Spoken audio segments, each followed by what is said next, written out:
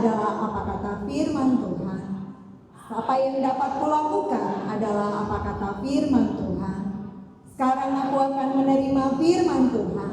Pikiranku fokus, hatiku murni menerima. Hidupku tidak akan sama lagi, karena aku adalah pemenang di dalam nama Tuhan Yesus Kristus. Amin. Haleluya. Puji Tuhan.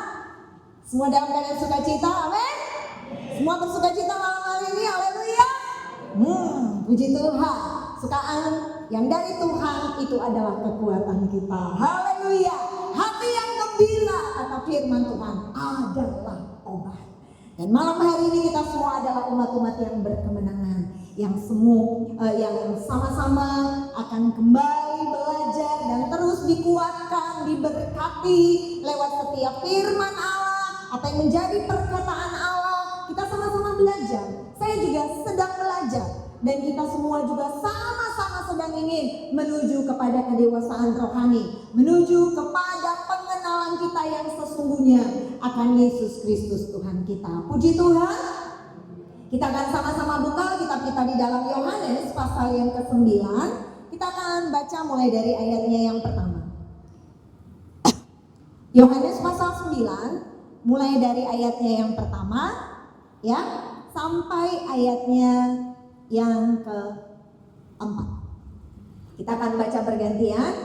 Kita akan baca, saya akan baca mulai dari ayat yang pertama. Nanti Bapak Ibu Jemaat Tuhan baca di ayat yang kedua dan sampai ayat yang keempat. Kita akan baca. Demikian bunyi firman Tuhan. Yohanes pasal 9 ayat 1 sampai 4. Demikian bunyi firman Tuhan. Waktu Yesus sedang lewat, ia melihat seorang yang buta sejak lahirnya. Bertanya kepadanya, "Rabi, siapakah yang berbuat dosa, orang ini sendiri atau orang tuanya, sehingga ia dilahirkan buta?" Ayat 3. Jawab Yesus, "Bukan dia, bukan juga orang tuanya, tetapi karena pekerjaan-pekerjaan Allah harus dinyatakan di dalam dia." Kita harus mengerjakan pekerjaan Dia yang mengutus aku. Selama masih siang akan datang malam di mana tidak ada seorang pun yang dapat bekerja. Haleluya. Kembali ke ayat yang pertama. Di sini kita melihat ada satu kisah tentang seorang buta sejak lahirnya. Ya, ada seorang buta yang sejak lahirnya. Dan ketika Yesus sedang lewat, dia melihat ada orang buta yang sudah buta dari semenjak lahirnya.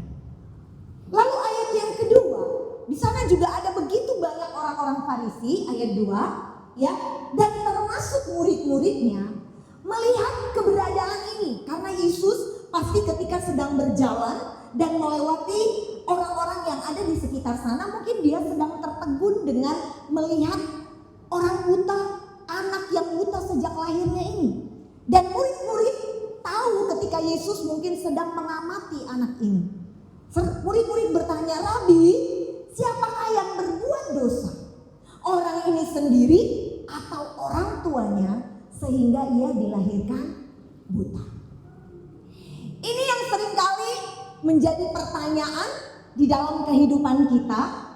Ketika kita mengalami yang namanya masalah, problema, mungkin itu sakit penyakit, mungkin ini kecacatan juga yang seperti ini, mungkin itu juga keadaan keuangan, kesulitan di dalam ekonomi, mungkin keberadaan anak-anak yang tidak seperti yang kita inginkan, mungkin pekerjaan yang sampai 5 bulan tadi kita dengar kesaksian, padahal kita tahu kalau ibu ini adalah seorang pelayan Tuhan. Ya, ada banyak hal mungkin juga di dalam kehidupan kita yang terjadi sama pertanyaannya dengan yang ditanyakan oleh murid-murid ini. "Rabi, siapa yang sebenarnya berbuat dosa?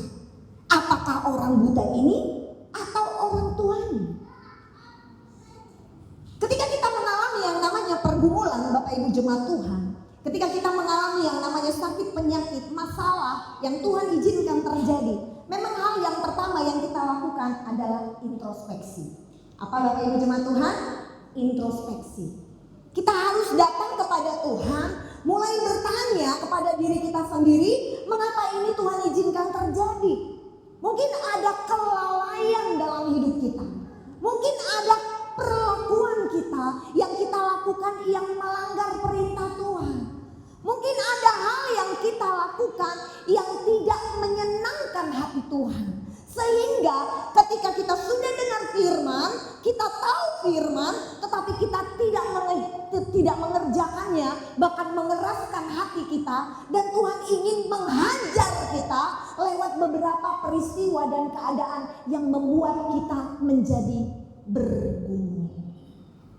Sama seperti orang buta ini.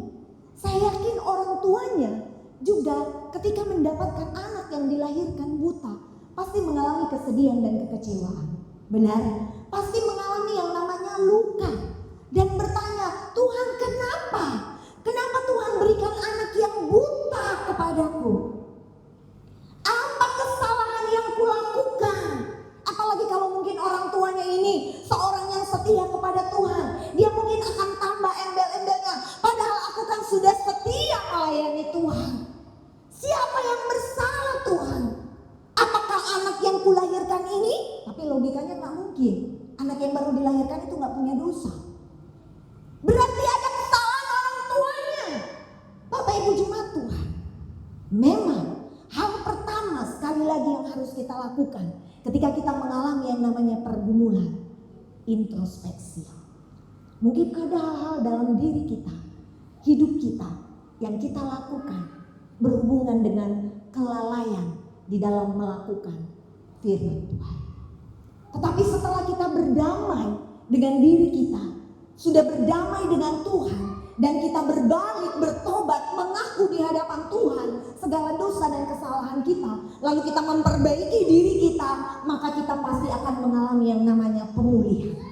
Tetapi ada hal yang berbeda di bagian ini. Kita melihat apa yang menjadi jawaban Yesus.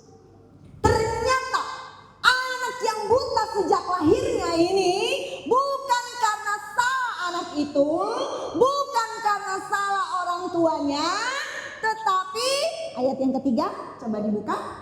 Tetapi karena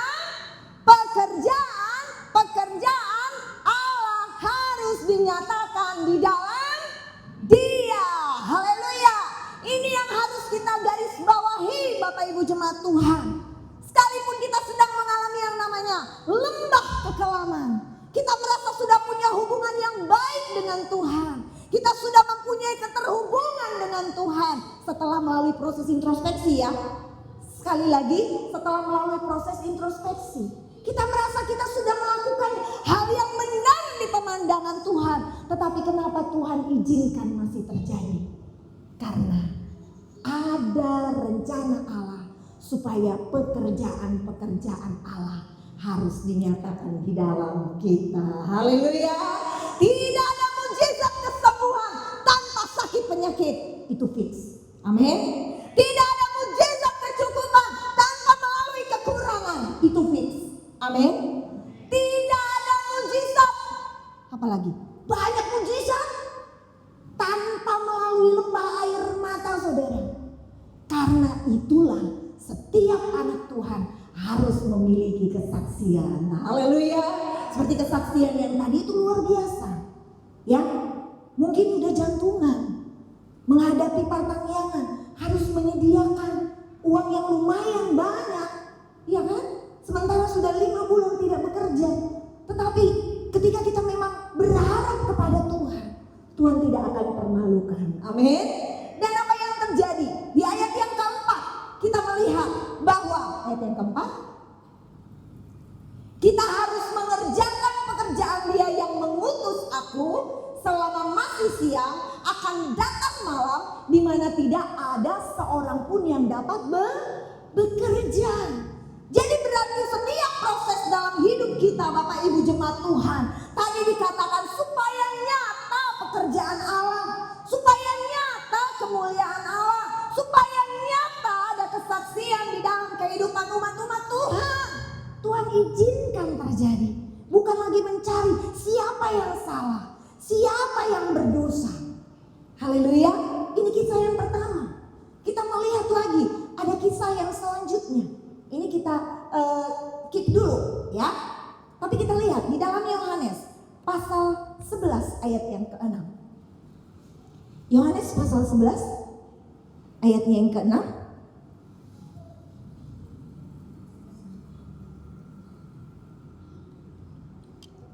Coba mulai dari ayat 5. Coba ayat 5.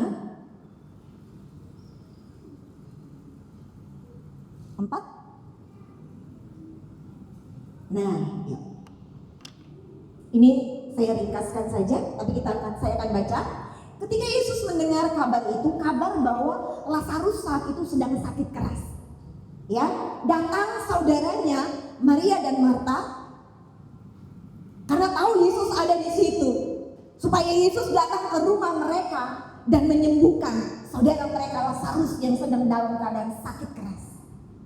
Tetapi apa yang Yesus lakukan, saudara? Ini simak baik-baik, perhatikan baik-baik bagaimana cara kerja Yesus, cara kerja Tuhan ternyata terkadang tidak seperti apa yang kita pikirkan dengan logika kita. Kita lihat, ketika Yesus mendengar kabar itu, ia berkata, penyakit itu, kita lihat ya, penyakit itu tidak akan membawa kematian, tetapi akan menyatakan kemuliaan Allah, sebab oleh penyakit itu anak Allah akan dimuliakan. Mirip kan dengan ayat yang tadi, bahwa orang buta ini sejak lahir bukan salahnya, bukan salah orang tuanya, tetapi supaya kemuliaan Allah, pekerjaan Allah dinyatakan atas orang ini. Dan ketika Lazarus di dalam keadaan sakit keras, Maria dan Marta saudaranya mendatangi Yesus dengan berharap agar Yesus segera datang dan menyembuhkan Lazarus. Tapi kita melihat di sini, perhatikan, ini sama-sama kita perhatikan. Yesus berkata, penyakit itu tidak akan membawa kematian, tetapi akan menyatakan kemuliaan Allah. Sebab oleh penyakit itu anak Allah akan dimuliakan. Ayat yang kelima. Yesus memang mengasihi Marta dan kakaknya dan Lazarus. Yesus mengasihi loh. Ya, Yesus mengasihi. Ayat yang ke-6. Nah, kita baca di sini bersama-sama. Kita baca bersama-sama yuk. 1, 2, 3. Namun setelah didengarnya bahwa Lazarus sakit, ia sengaja tinggal 2 hari lagi di tempat di mana ia Apakah Yesus langsung datang melihat Lazarus yang sedang dalam keadaan sakit, saudara? Apakah Yesus langsung datang? Apakah Yesus langsung datang begitu sudah? Misalnya kayak Bapak Ibu Jemaat Tuhan nelfon Bapak Gembala atau Ibu Gembala, tolong Bapak Gembala datang, sedang di ICU misalnya, sedang dalam keadaan sakit, tolong datang didoakan. Bagaimanapun ya, akan diusahakan semaksimal mungkin untuk kita datang dan berdoa. Baiknya seperti itu bukan? Baiknya seperti itu ya, harusnya. Ya kan? Ini Yesus malah nyantai. Yesus bilang, enggak akan mati itu. Saya pakai bahasa Medannya. Enggak akan membawa kematian itu penyakitnya. Tenang aja. Supaya kemuliaan Allah dinyatakan. Bahkan lebih santainya lagi, ia sengaja. Apa saudara? Garis bawahi di Alkitabnya. Sengaja. Dilama-lamain sama Yesus. Dicuekin 2 hari.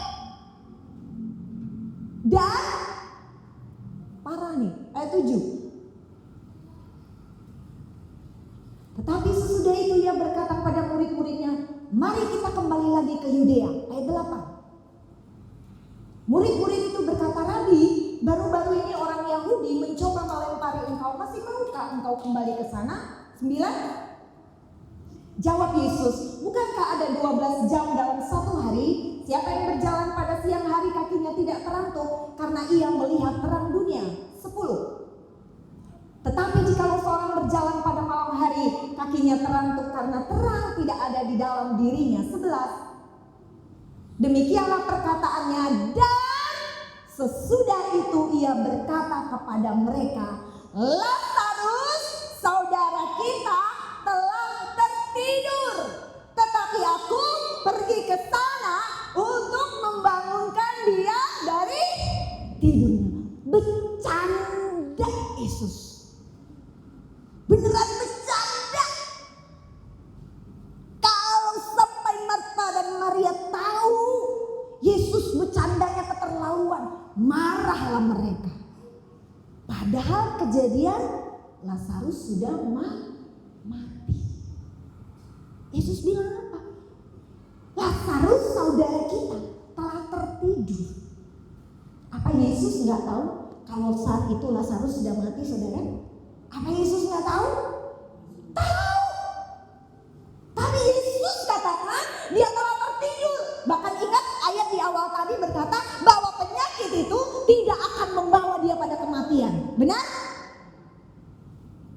Ayat selanjutnya, ayat 12. Maka murid-murid itu, kata murid-murid kepadanya, Tuhan, jikalau ia tertidur, ia akan sembuh. Murid-murid mah polos, lugu, percaya bahwa saat itu memang Lazarus sedang tertidur. Ayat 13. Tetapi, kita baca sama-sama. 1, 2, 3. Tetapi maksud Yesus ialah tertidur dalam arti mati. Sedangkan sangka mereka, Yesus berkata tentang tertidur dalam arti biasa. Coba Bapak Ibu jemaat Tuhan, jujur dari hati nurani yang paling dalam. Bisa enggak ngerti dengan apa yang ada di dalam kepala Yesus waktu itu? Coba kalau kita jadi Marta atau Maria, kesel enggak? Sempat tahu. Udah Yesus lama-lamain. Misalnya Bapak Ibu jemaat Tuhan minta supaya kami segera datang untuk mendoakan. Terus kami lama-lamain terus bilang, enggak mati kok itu. Enggak meninggal itu, udah tenang aja. Kesel ya dengernya ya. Ya, enggak meninggal itu, udah tenang aja. Hidup itu. Rupanya mati saudara.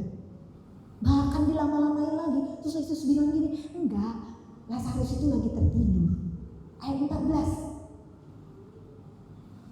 Karena itu Yesus berkata dengan terus terang. Nah, bingung kan? Bingung cara pikir Yesus, benar? Itu yang gak bisa kita jangkau dengan logika kita.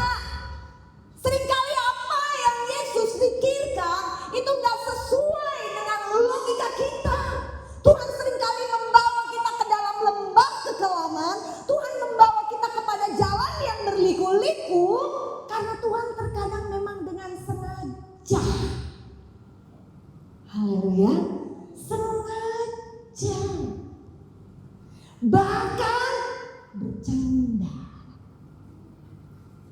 Tetapi tetap yang harus kita ingat bahwa supaya kemuliaan Tuhan, kemuliaan Allah dinyatakan atas orang itu. Haleluya. Dan Lazarus ternyata sudah mati. Ayat yang ke-15. Tetapi syukurlah aku tidak hadir pada waktu itu, sebab demikian lebih baik bagimu, supaya kamu dapat belajar percaya. Marilah kita pergi sekarang kepadanya. Kita lompat pada ayat yang ke-17. Ayat yang ke-17. Ayat 17. Kita baca bersama-sama. 1, 2, 3. Maka ketika Yesus tiba didapatinya Lazarus telah 4 hari berbaring di dalam. Berapa hari Bapak Ibu jemaat Tuhan? 4 hari. Lazarus sudah terbaring di dalam kubur. Sementara tadi apa janji Yesus di awal? Bahwa penyakit itu tidak akan membawa dia pada kematian.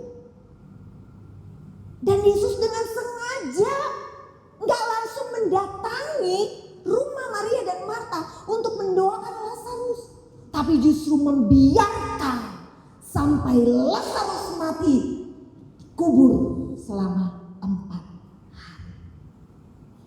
Bapak Ibu jemaat Tuhan, dan setelahnya ayat 18. 19. Ya, di sini karena sudah ada kematian, ayat 20. Nanti dibaca di rumah. Bahwa Yesus datang, ia pergi mendapatkannya, ayat 21. Nah, perhatikan. Tuhan, sekiranya Engkau ada di sini, saudaraku pasti tidak mati. Apa yang Bapak Ibu pelajari lewat Marta ini? Marah gak dia? Dia maki-maki gak Yesus? Ngapain kalau orang Batak kian misalnya ya, tapi orang Batak yang gak dalam Tuhan, ngapain lagi kau datang kemari? Kemarin kan aku sudah datang minta tolong. Sekarang kau lihat, sudah mati saudaraku itu. Ngapain lagi kau datang? Seandainya kemarin kau langsung datang Yesus, saudaraku gak jadi mati.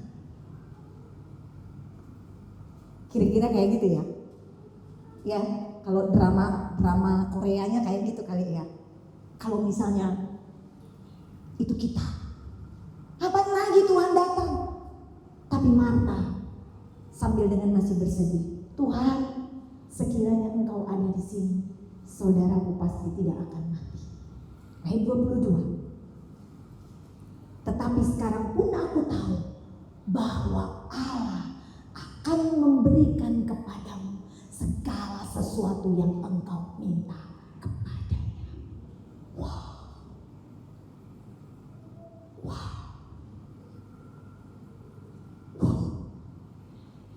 Ini iman yang luar biasa. Amin. Gak marah dia sama Yesus, gak marah dia sama Tuhan, tapi tetap bilang, hari ini pun aku tetap percaya kalau engkau mengatakan apapun kepada Bapamu, pasti engkau akan diberikan. Haleluya, haleluya. Gak ada kekecewaan di dalamnya saudara. Marta tulus, Maria tulus. Ayat 23.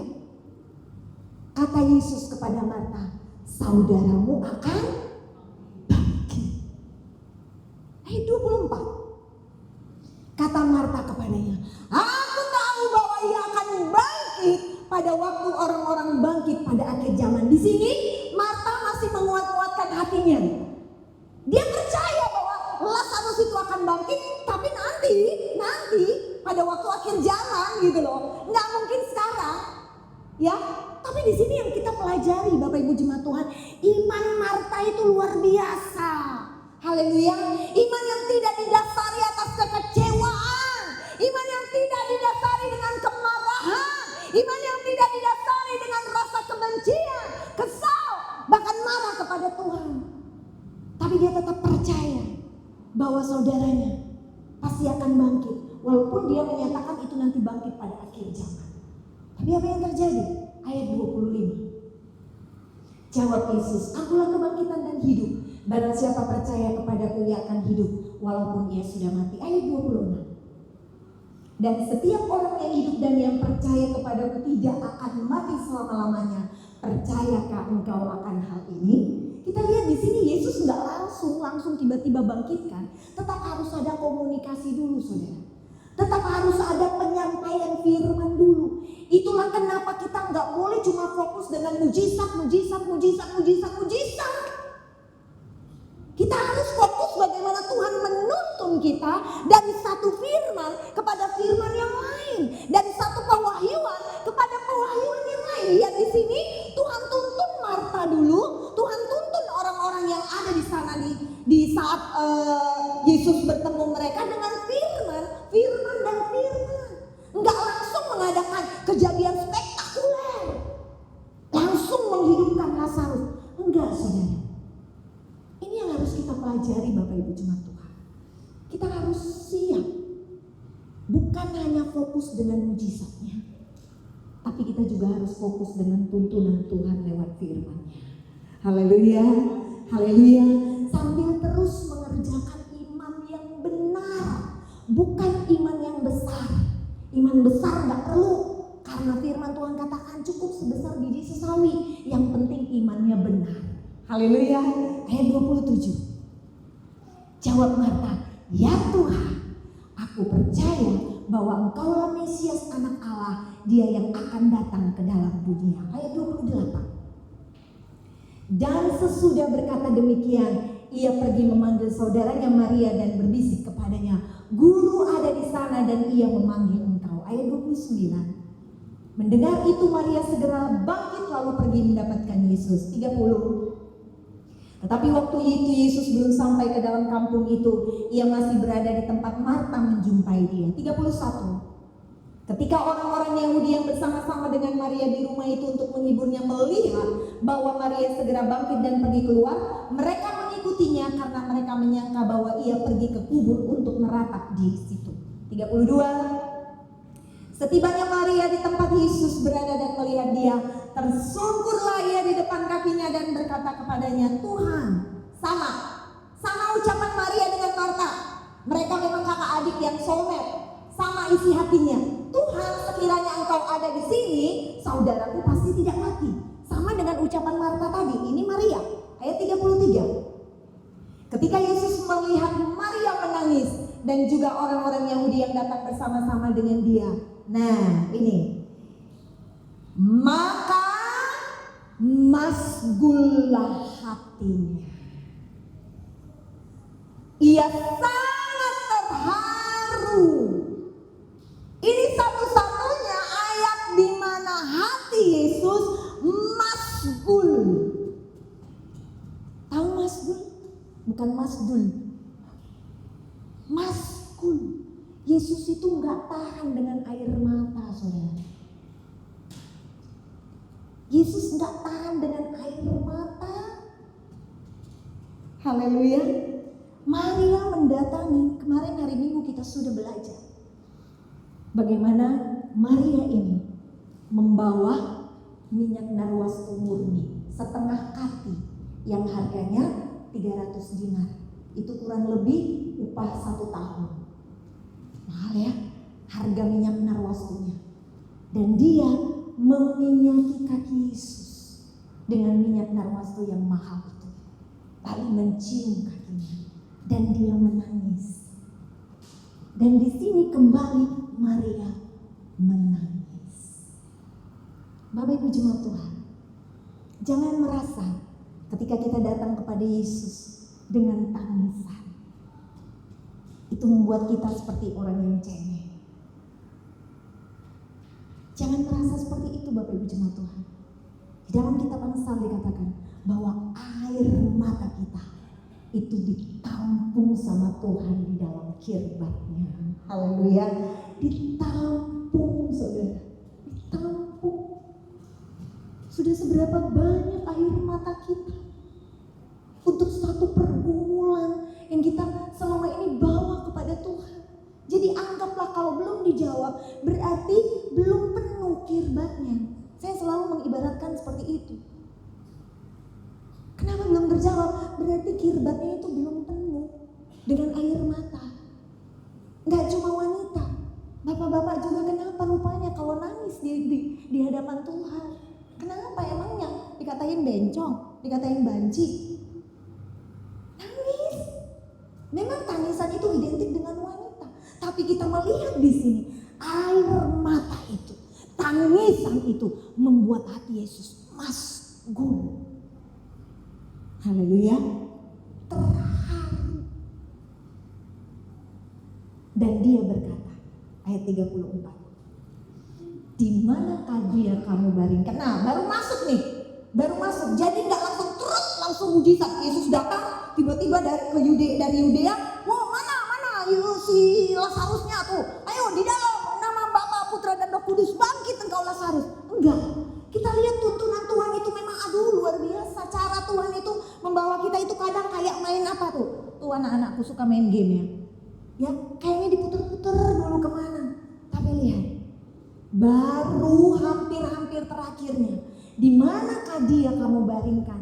Jawab mereka, "Tuhan, marilah dan lihatlah." Ayat 35.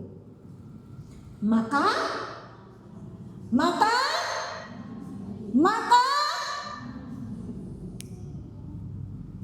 mari kita buat Yesus menangis, saudara. Saking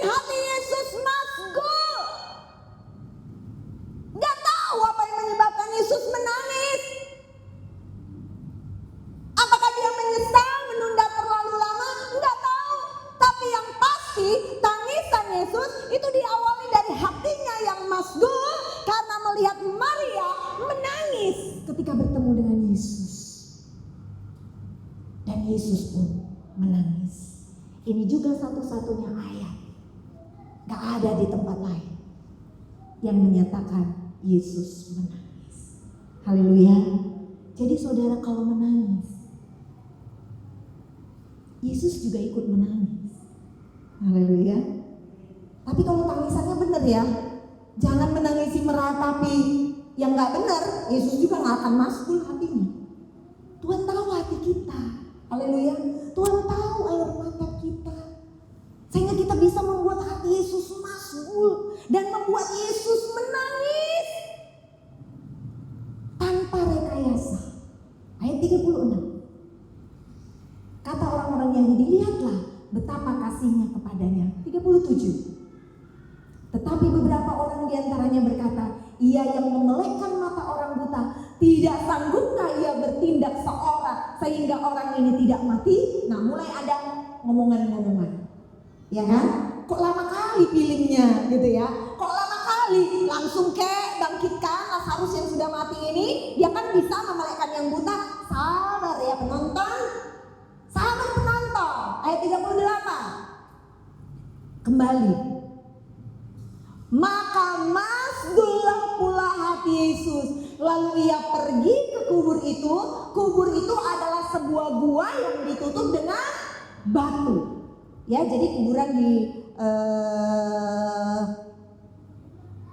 ini Yudea ya, atau Israel lah ya, kurang lebih di daerah timur sana. Itu seperti gua, sama seperti kubur Yesus. Yesus kan tidak ditanam di dalam tanah. Ya, jadi dia di dalam seperti gua, ada pintunya, tapi itu pintu ditutup dengan batu. Jadi dibaringkan di atas, tapi pakai rempah-rempahan gitu ya, balsam, mur dan sebagainya itu. Maka masgullah pula hati Yesus, lalu ia pergi ke kubur itu. Kubur itu adalah sebuah gua yang ditutup dengan batu. Ayat 39. Kata Yesus, angkat batu itu. Marta saudara orang yang meninggal itu berkata kepadanya, Tuhan, dia sudah berbau, sebab sudah 4 hari dia mati. Ayat 40. Jawab Yesus, bukankah sudah kukatakan kepadamu, jikalau engkau percaya, engkau akan melihat kemuliaan Allah? Ayat 41. Maka mereka mengangkat batu itu, lalu Yesus menengadah ke atas dan berkata, Bapa, aku mengucap syukur kepadamu karena engkau telah mendengarkan. Perhatikan format doanya saudara. Format doa Yesus. Ketika dia sudah menyuruh Marta mengangkat batu itu, lalu dia menengadah ke atas dan berkata, bukan minta, Bapa, tolong hidupkan Lazarus. Bukan itu lagi formatnya saudara. Apa yang Yesus lakukan? Bapa, aku mengucap syukur. Haleluya. Bapa, aku mengucap syukur kepadamu karena engkau telah mendengarkan aku. Mendengarkan yang mana? Tuhan, Bapa sudah tahu apa isi hati Yesus. Dan saat itu dia tidak lagi meminta, seperti kesaksian yang kita dengarkan tadi, untuk sesuatu yang sudah berulang. Bapak Ibu jemaat Tuhan, Allah Bapa di surga tahu, sehingga kita tidak lagi meminta, tetapi kita mengucap syukur. Haleluya. Ini banyak pemahaman-pemahaman yang harus diketahui oleh Bapak Ibu jemaat Tuhan. Ya, firman pada hari ini memberi kita banyak pengertian supaya kita jangan terlalu banyak meminta untuk sesuatu yang sudah berulang. Dan Tuhan tahu, Bapa tahu, Tuhan tahu isi hati kita, ya kan? Iblis nggak tahu isi hati kita, tapi Tuhan tahu. Bersyukur bahwa engkau telah mendengarkan aku. Ayat 42. Aku tahu bahwa engkau selalu mendengarkan aku, tetapi karena orang banyak yang berdiri di sini mengelilingi aku mengatakannya supaya mereka percaya bahwa engkau yang telah mengutus aku. Ayat 43. Dan sesudah, kita baca bersama-sama. 1, 2, 3. Dan sesudah berkata demikian, berserulah ia dengan suara keras, Lazarus, marilah keluar. Format yang berikutnya untuk sesuatu permohonan yang berulang ada ucapan syukur, dan yang berikutnya ada kata-kata iman.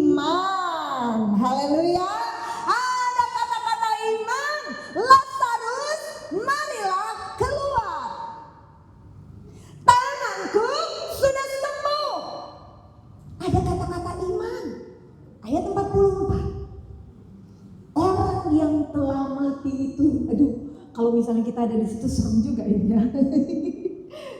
Orang yang telah mati itu datang keluar, kaki dan tangannya masih terikat dengan kain kafan dan mukanya tertutup dengan kain peluh. Kata Yesus kepada mereka, bukalah kain-kain itu dan biarkan dia pergi. Udah kayak pocong, tiba-tiba hidup ya. Ayat 45. Banyak di antara orang-orang Yahudi yang datang melawat Maria dan yang menyaksikan sendiri apa yang telah dibuat Yesus percaya kepadanya. Ayat 46. Tetapi ada yang pergi kepada orang-orang Farisi dan menceritakan kepada mereka apa yang telah dibuat Yesus itu. Ada kesaksian sudah. Dan itu orang-orang Farisi. Ayat 47. Lalu imam-imam kepala dan orang-orang Farisi memanggil mahkamah agama untuk berkumpul dan mereka berkata, apakah yang harus kita buat sebab orang itu membuat banyak mujizat? Kita melihat di sini orang Farisi yang mengabarkan tentang kesaksian itu enggak tulus, saudara.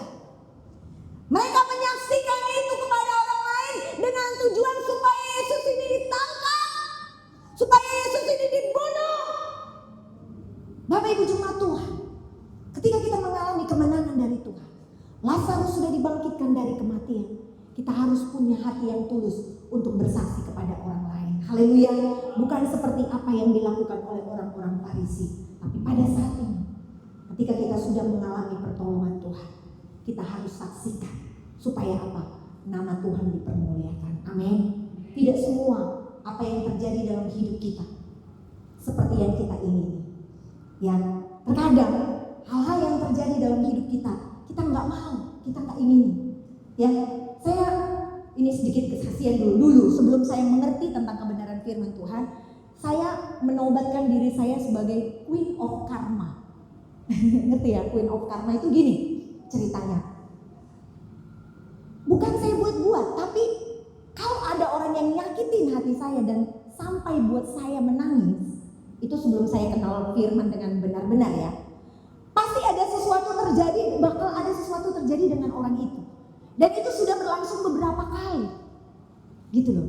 Dan saya pikir itu balasan Tuhan untuk dia. Makanya saya pikir, wah Queen of Karma aku. Sampai satu kali ada peristiwa saya pernah saksikan. Saya pernah dalam masalah uang dengan seseorang. Saya yakin betul bahwa dia belum menyerahkan uang itu kepada saya. Karena uang itu ya lumayan banyak. Tapi orang itu bilang bahwa sudah menyerahkannya. Waduh, saya pikir keras-kerasan. Belum loh, belum diserahkan. Sementara itu untuk bayaran. Enggak, pasti hilang kau buat katanya. Aduh, enggak mungkin. Kalau cuma 1.000-2.000 tercecer masuk akal. Tapi ini nilainya juta. Enggak mungkin. Karena kebiasaan selama ini tidak ada tanda terima, main percaya. Tapi kali itu saya benar-benar kena. Singkat cerita, saking saya nggak tahu mau ngadu kemana, saya cuma bilang sama Tuhan. Masalahnya waktu itu langsung mulut saya ngomong, harusnya dalam hati. Makanya jangan sampai keluar satu ucapan-ucapan yang isinya kutuk, saudara. Ya, nanti kita pikir Tuhan yang kabulkan. Saya cuma bilang begini, Tuhan, kalau saya yang ambil, saya sakit. Saya ingat betul itu.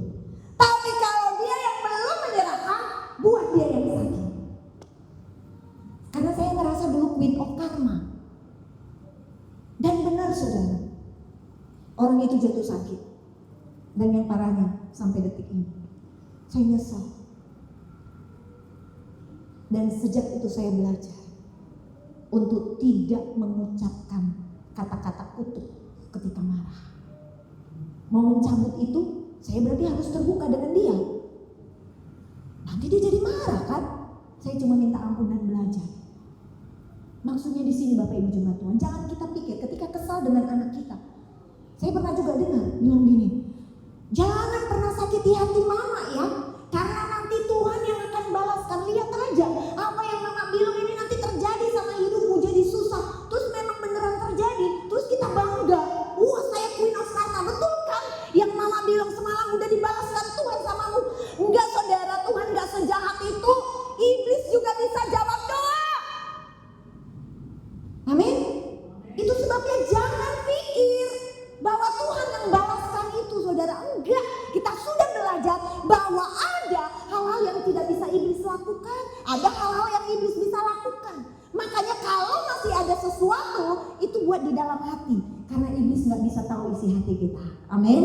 Tapi begitu keluar menjadi satu pernyataan dan kata-kata, langsung iblis kerjakan saudara. Sehingga hati-hati dalam berkata. Tujuan saya mengucapkan ini adalah agar kita berhati-hati di dalam mengucapkan kata-kata. Amin. Dulu saya merasa bangga saudara. Coba aja ada. Bukan saya buat-buat, tapi memang kayaknya real gitu ya. Makanya saya pikir, pokoknya kalau udah ada yang nyakitin, saya mencegah jangan sampai saya nangis. Karena memang kayaknya seperti itu alurnya. Pasti akan ada sesuatu yang terjadi atas orang itu. Tapi saya nggak mau lagi mengucapkan kata-kata kutuk. Karena Tuhan tidak pernah mengabulkan doa-doa yang mendatangkan kecelakaan. Haleluya. Biarpun katanya itu dijolimi, tapi iblis bisa lakukan saudara. Makanya hati-hati. Apalagi kalau itu berhubungan dengan keluarga kita sendiri. Haleluya. Dan apa yang kita pelajari pada malam hari ini, saya percaya Bapak Ibu jemaat Tuhan sudah mengerti bagaimana Tuhan mengizinkan kita mengikuti setiap proses-prosesnya Tuhan. Nikmati Bapak Ibu jemaat Tuhan. Haleluya. Pemain musik saya undang datang ke depan. Nikmati. Dan ingat setiap apa yang bagian-bagian yang tadi saya tekankan. Ya, nanti boleh dibaca ulang lagi di rumah. Baik mengenai orang yang buta sejak lahirnya tadi, juga mengenai kisah Lazarus saudara. Ingat, banyak hari ini penekanan-penekanan firman yang Bapak Ibu jemaat Tuhan harus ingat. Sehingga kita tidak salah di dalam mengambil keputusan dan melangkah. Kita ikuti setiap alurnya Tuhan.